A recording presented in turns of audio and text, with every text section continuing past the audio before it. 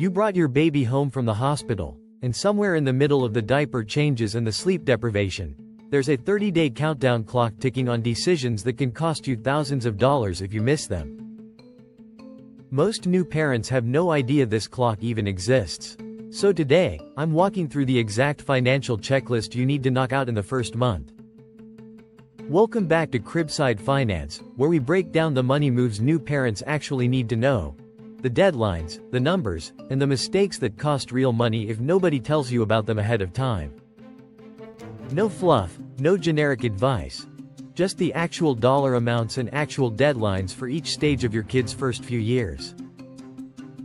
Today we cover 7 things to handle in the first 30 days. Step 1. Add your baby to insurance. This is the single most time-sensitive item on this list. Most health insurance plans give you 30 days from birth to add your baby as a dependent. Miss that window, and you may not be able to add them until the next open enrollment period, sometimes 6+ months away. Call your insurer or HR within the first week. Don't wait. Ask specifically, what's my special enrollment deadline for a new dependent? If both parents have insurance, compare which plan has the better deductible and out-of-pocket max for the family, not just for the individual. Get the baby's social security number requested at the hospital. You'll need it for enrollment. Step 2. File for the birth certificate and social security number early. You'll need the social security number for insurance, for the child tax credit, and for opening any savings account. Most hospitals let you apply for both at once before you're discharged. Do this, because the alternative is a multi-week wait through the Social Security office. Step 3. Update your tax withholding. A lot of parents don't realize the child tax credit can be worth up to $2,000 per child on your tax return.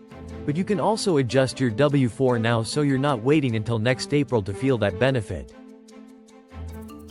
Submit a new W-4 to your employer, claiming your new dependent. This increases your take-home pay starting with your very next paycheck. Use the IRS withholding estimator to get the number right. Too little withheld, and you owe at tax time. Too much and you're giving the IRS an interest-free loan. Step 4. Review or buy life insurance.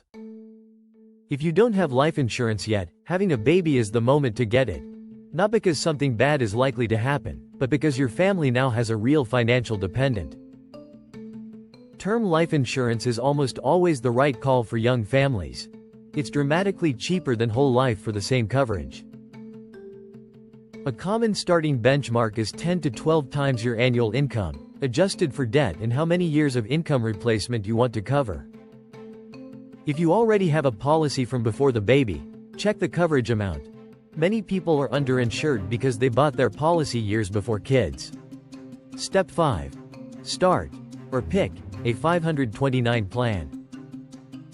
You don't need to have this fully figured out in month 1. But opening the account now matters more than funding it heavily, because of compound growth over 18 years.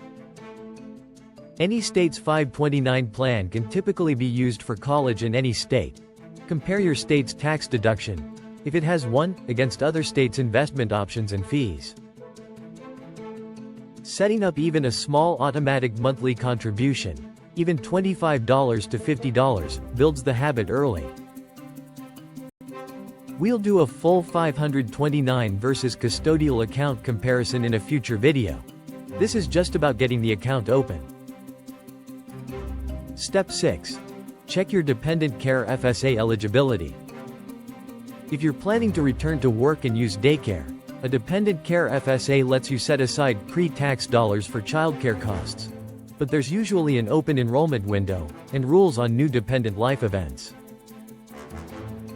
Ask HR if a new baby qualifies as a qualifying life event to enroll outside the normal window. This isn't automatic. You typically have 30 to 60 days to make the election. Step 7. Draft a will or update your beneficiaries. This one gets skipped constantly because it feels heavy, but it's simple in practice.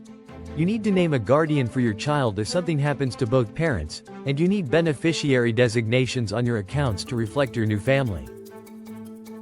A basic will can often be done affordably through an online service. It doesn't need to be complicated for most families. Update beneficiaries on retirement accounts, life insurance, and bank accounts. This overrides what your will says, so it has to match. Here's a quick recap of the 7 steps. Insurance enrollment. File for birth certificate and social security number. Update your tax withholdings. Review or buy life insurance.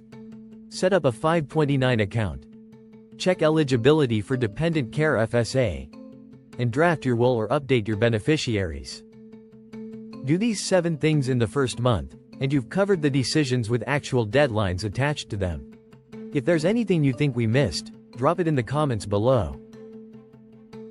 Next video, I'm breaking down the 529 versus custodial accounts, discussing which one actually makes sense for most families, because it's not as obvious as people think.